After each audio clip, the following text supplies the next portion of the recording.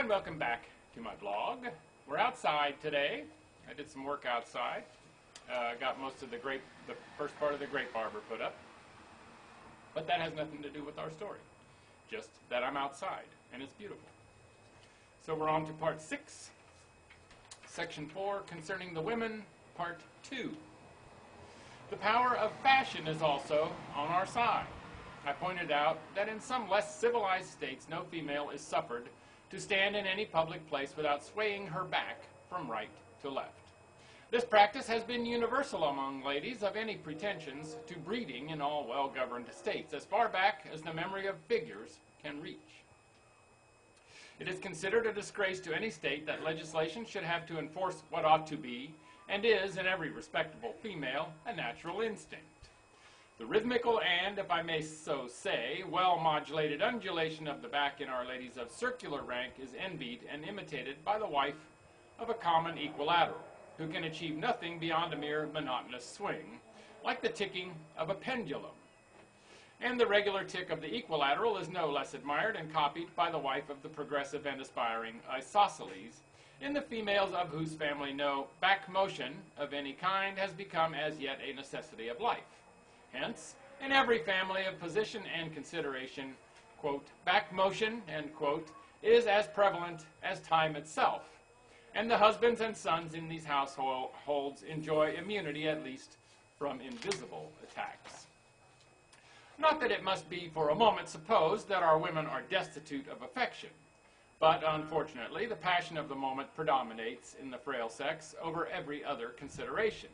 This is, of course, a necessity arising from their unfortunate conformation, for as they have no pretensions to an angle, being inferior in this respect to the very lowest of the isosceles, they are, consequently, wholly devoid of brain power, and have neither reflection, judgment, nor forethought, and hardly any memory. Hence, in their fits of fury, they remember no claims and recognize no distinctions. I have actually known a case where a woman has exterminated her whole household, and half an hour afterwards, when her rage was over and the fragments swept away, has asked what has become of her husband and her children. Obviously, then, a woman is not to be irritated as long as she is in a position where she can turn round. When you have them in their apartments, which are constructed with a view to denying them that power, you can say and do what you like, for they are then wholly impotent for mischief, and will not remember a few minutes hence the incident for which they may be at this moment threatening you with death, nor the promises which you may have found it necessary to make in order to pacify their fury.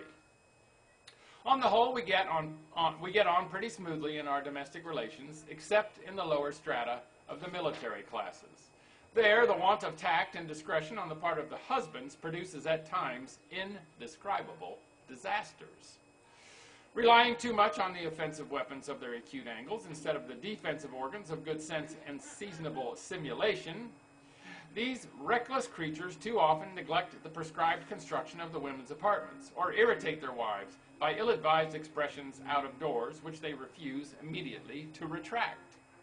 Moreover, a blunt and stolid regard for literal truth indisposes them to make those lavish promises by which the more judicious circle can, in a moment, pacify his consort.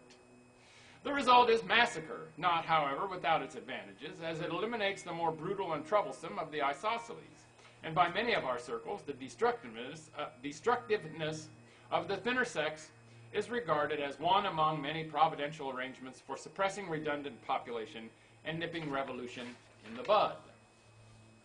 Yet even in our best regulated and most approximately circular families, I cannot say that the ideal of family life is so high as with you in Spaceland.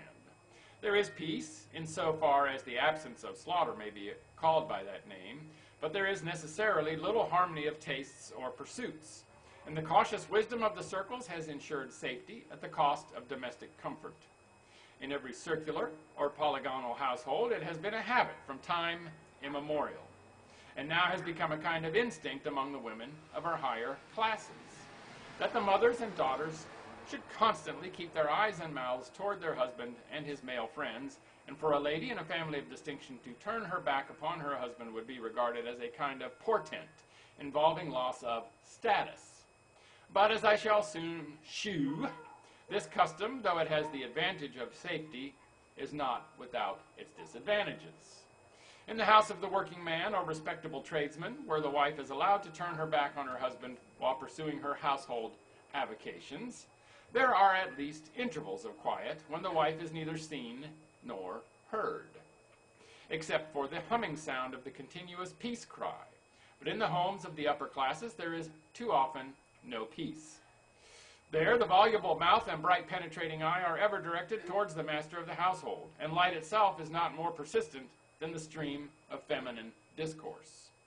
The tact and skill which suffice to avert a woman's sting are unequal to the task of stopping a woman's mouth. And as the wife has absolutely nothing to say and absolutely no constraint of wit, sense, or conscience to prevent her from saying it, not a few cynics have been found to aver that they prefer the danger of the death-dealing but inaudible sting to the safe sonorousness of a woman's other end. To my readers in Spaceland, the condition of our women may seem truly deplorable, and so indeed it is. A male of the lowest type of the isosceles may look forward to some improvement of his angle and to the ultimate elevation of the whole of his degraded caste, but no woman can entertain such hopes for her sex. Once a woman, always a woman, is a decree of nature, and the very laws of evolution seem suspended in her disfavor. Yet at least we can admire the wise prearrangement which has ordained that, as they have no hopes, so they shall have no memory to recall and no forethought to anticipate the miseries and humiliations which are at once a necessity of their existence and the basis of the Constitution of Flatland. And that's the end of Concerning the Women. As I said yesterday, pretty strange place, this Flatland. Make it a great day, and bye for now.